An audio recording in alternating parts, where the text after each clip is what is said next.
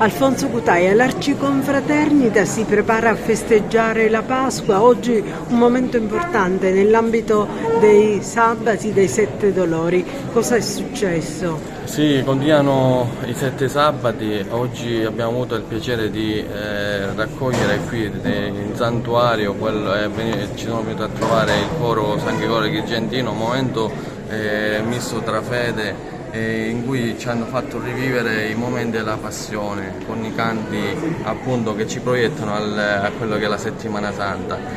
Ancora continuano i preparativi e continuano naturalmente le occasioni per rivederci qui in santuario con altri sabati. Sabato prossimo arriverà la reliquia delle sacre spine, le spine che cinsero della corona di Gesù Cristo, che cinsero il capo.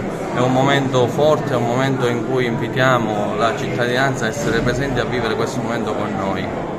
Cosa ha significato la discesa della Madonna qui comunque tra i fedeli?